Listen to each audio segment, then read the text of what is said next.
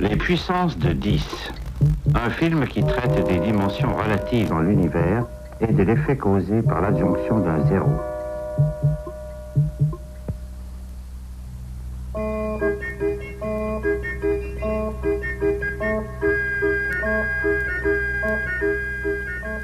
Un pique-nique sur le bord du lac, à Chicago, au début d'un après-midi de détente. Octobre vient de commencer.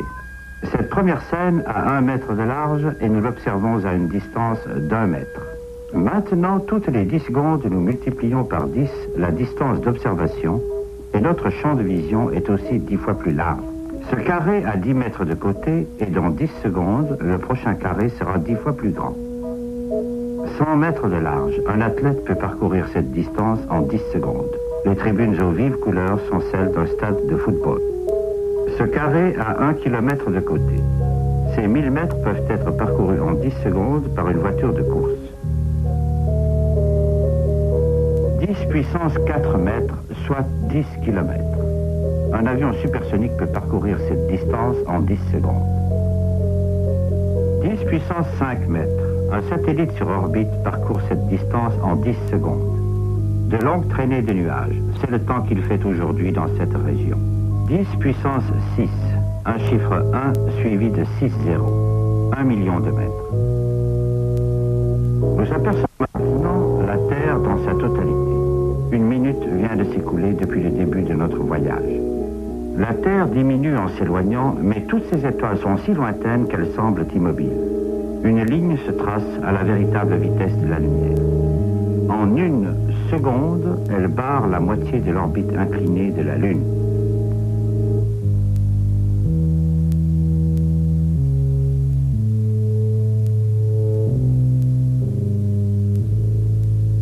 Maintenant, nous traçons une petite partie de l'orbite de la Terre autour du Soleil. Voici les orbites des planètes voisines, Vénus et Mars, puis celle de Mercure. Le centre brillant de notre système solaire pénètre dans notre champ de vision. Le Soleil, suivi par les grandes planètes extérieures en rotation sur leurs immenses orbites. Cette orbite spéciale est celle de Pluton. Une bordure de 9 millions de comètes, trop éloignées pour être vues, complète le système solaire. 10 puissance 14. Au loin, le système solaire se réduit à un point brillant et notre Soleil n'est plus qu'une étoile parmi d'autres. En regardant vers l'arrière, nous repérons 4 constellations australes, sous un aspect encore proche de celui qui est observé sur la face opposée de la Terre. Ce carré a un côté de 10 puissance 16 mètres, soit 1 année-lumière. Les dernières 10 secondes nous ont transporté 10 années-lumière plus loin. La prochaine étape, 100 années-lumière.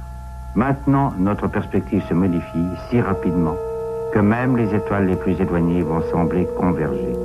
Nous dépassons enfin Antares, étoile très brillante, et quelques étoiles de la Grande Ourse. Un milieu normal mais inhabituel.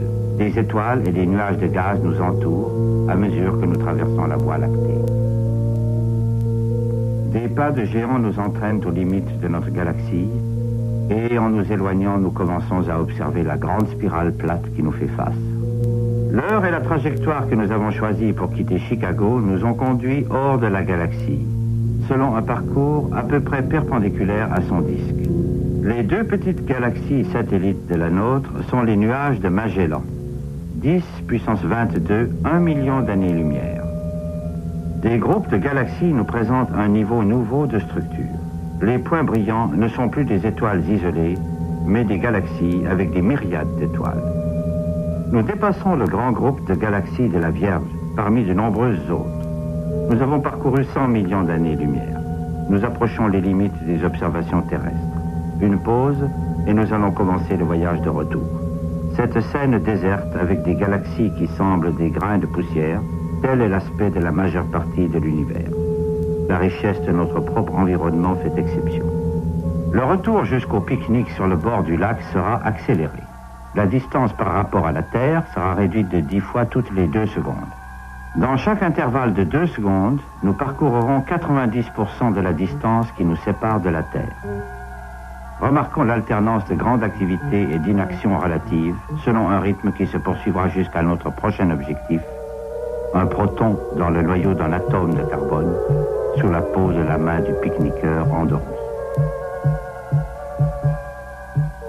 10 puissance 9 mètres, 10 puissance 8, 7, 6, 5, 4, 3, 2, 1, 0.